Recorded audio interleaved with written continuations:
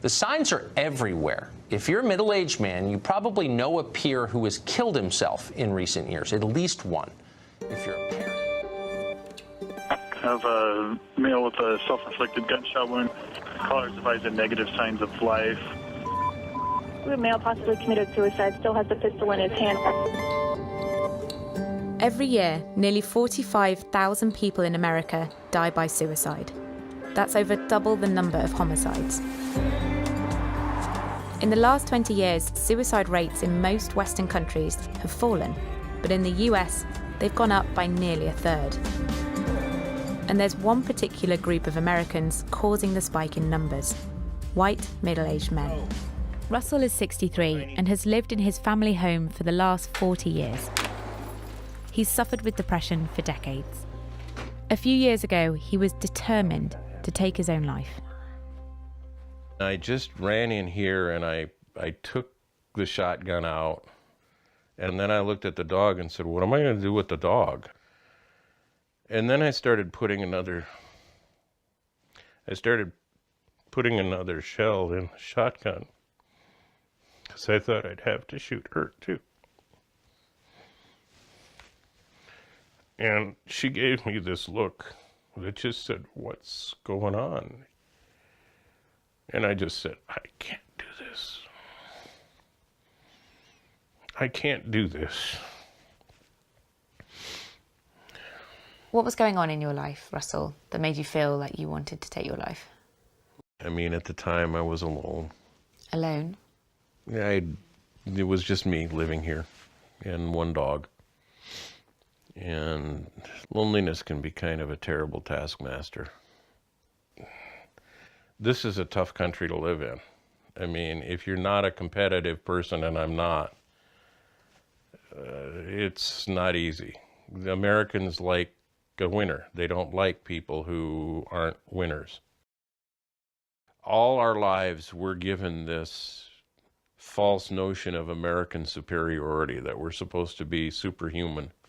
You know, I'm Superman, I'm Clark Kent. I'll rip off my shirt and I'm going to have a cape and an S plastered on my chest and I'm going to save the free world. And of course we aren't going to. Most of us are just people like me. What's behind the decades-long rise in suicide rates in America? And what does it say about our country?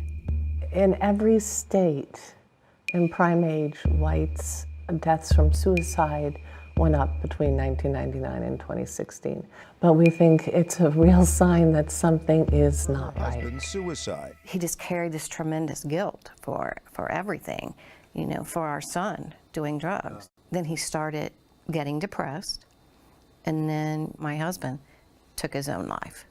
How did he do it? I mean, he blew his head off. Yeah, I came home to that.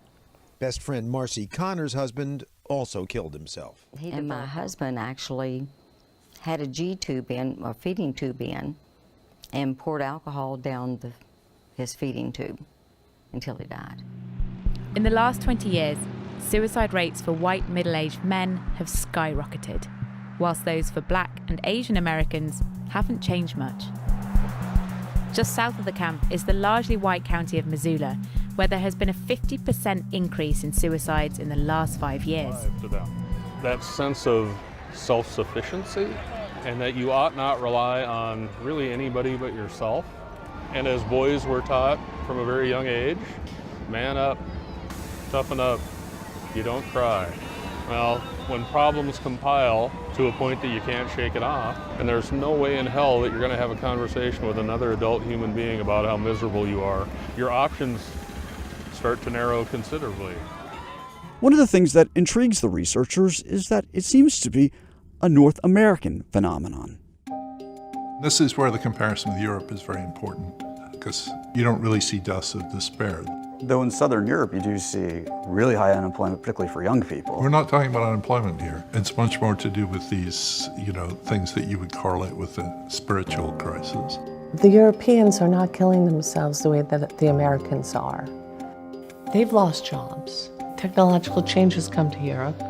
So one of the places our research will go next is what are the big differences between the Europeans and the Americans, that it's helping the Europeans keep body and soul together.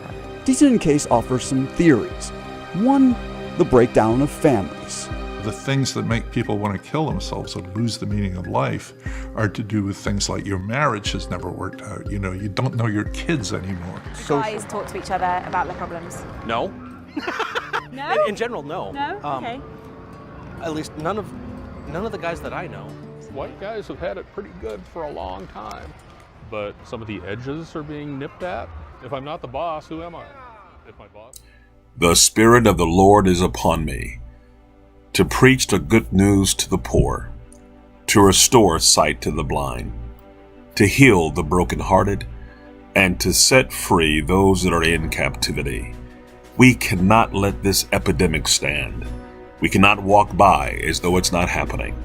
We are building a place of hope where men who feel abandoned and rejected and broken can come find fellowship, come be renewed and retooled in their walk with God, come and be healed and to be restored as men. God made man in his own image and his own likeness. He crowned him with glory. This epidemic should not be, and we're going to work with all of our partners and friends to help these men who are in despair and provide them a place of hope.